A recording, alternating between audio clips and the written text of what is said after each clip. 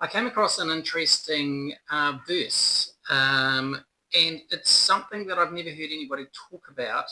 Um, I'm calling it, this is under the banner of the keys to the kingdom. Now, that sounds very familiar to any person that's been in church, especially in a charismatic church. We're always hearing about the kingdom. But this specific one is the key of David. And I don't know if you've heard about the key of David.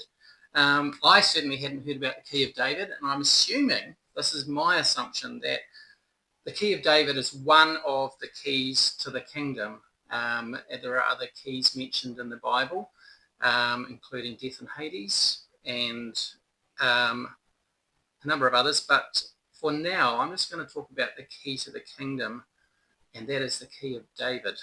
In Isaiah 22:22, easy one to remember. In that day I will summon my servant Eliakim, son of Hilkiah, and I will clothe him with your robe and fasten your sash around him and hand your authority to him. He will be a father to those who live in Jerusalem and the people of Judea. In verse 22 it says, and I will place on his shoulder the key to the house of David. What he opens, no one can shut, and what he shuts, no one can open. So in Isaiah here, Isaiah is talking to Eliakim, who's a servant in the house of David in Jerusalem, I'm assuming, in the royal house. And he's actually talking specifically to Shebna, who was a bit of a naughty old rogue, and telling Shebna that he was going to get the boot, and that Eliakim, son of Hilkiah, was going to take over. But what stood out to me was the verse 22, I will place on his shoulder the key to the house of David. So it's the key of David, and also what this key does, what he opens, no one can shut, and what he shuts, no one can open. So it was the authority of David's house. I did a bit of Googling. Auntie Google said that the Hebrew word for key literally means the opener. And I kind of wondered why it was mentioned that the key was on his shoulder. I mean, that seemed really weird to me because my keys go in my pocket. But a picture of the key from the time of writing, which was around about 740 to 700 BC. If you Google it, you can see images of keys from that time, and they were quite different than what we have now. The Middle Eastern keys were quite large, kind of like so, and it had a crook in it. I'll add some photos to this video so you can have a look at what I found. And the dude who had the key would have it over his shoulder, and so it would actually literally open things, but also it was a symbol of authority. The person who had the key had the access, and I don't know if that would have been access to the king's treasures, maybe the part of the household where the king personally lived. So he was in an exalted position as a servant in the house.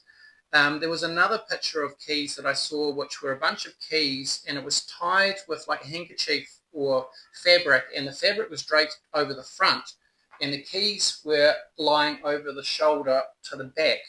So that gives you a picture of what the keys looked like and how they were placed, and definitely has that feel of not only a physical opening thing, but an authority. After thinking about this, especially the mention of the word shoulder and the keys on the shoulder, the verse about the Messiah sprang to mind from earlier in Isaiah. So chapter 9, verse 6, and it's very familiar. For to us a child is born, to us a son is given, and the government shall be on his shoulder. The key was an emblem of authority and evidence of property ownership or control.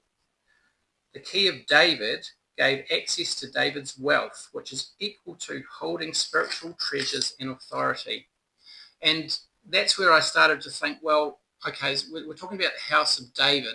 This is obviously a physical thing that happened, but there's often parallels in the spiritual realm to things that were happening physically in the Old Testament. And this is specifically mentioned in Isaiah, and it was a prophetic word from God to young Eliakim, which has other meanings, which we'll find. So I did a bit of digging, and I wanted to look back at the Davidic covenant, the covenant that God gave to David originally, which was a promise from God to David that a descendant of David will rule over the people of God forever. And you can look at that in 2 Samuel 7. At that time, David was living in the palace, and with a break in the fighting, he realized that he was in a lovely house, but God was still living in a tent, a tabernacle, a temporary structure, and he didn't feel like this was right. So he talks to Nathan the prophet and says, dude, I'd like to build God a proper place of worship, a proper temple, a place for him to dwell that is worthy of him as God. God overhears this conversation with Nathan, and at the time Nathan says, yeah, go for it, bro. But later Nathan gets a dream, and God talks to him and says to go tell David that I'm quite chuffed that you want to build me a house, and as a result of that, I'm going to make a covenant with you. And the covenant there in verse 12 is, because of this, God made a promise to David that he would set up a seed after him who would establish his kingdom and his throne forever. So this is a covenant without end. We've got the Mosaic covenant, and we've got a covenant that God had with Noah. And this is another covenant, and this is the Davidic covenant. I quite like David because David is my name. So I've always been interested in what David was up to, and align myself with him where I can. Certainly not reaching that stature, but you know what I mean. If your name is David, then King David stands out. Anyway, we know who this is talking about, right? The Messiah, who comes down the track. The only other mention of the key of David in canon scripture is in Revelation 3 verse 7. And that says, and this is the NIV, and to the angel of the church of Philadelphia, write, the words of the Holy One, the true One, who has the key of David, who opens and no one will shut, and who shuts and no one will open. I know your works. Behold, I have set before you an open door, which no one will shut.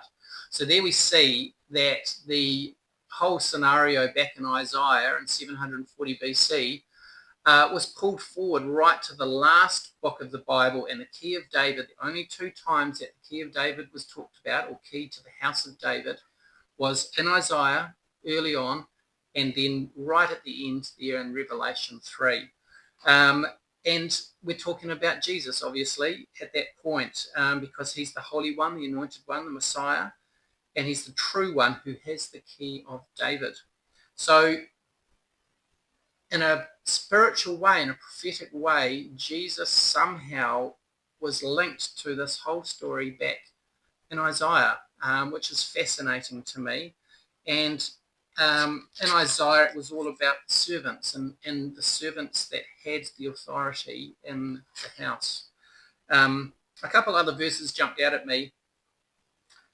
Obviously, when we talk about keys of the kingdom, the well-known verse is Jesus speaking in Matthew 16 verse 19 that says, I will give you the keys of the kingdom of heaven. Whatever you bind on earth will be bound in heaven, and whatever you loose on earth will be loosed in heaven.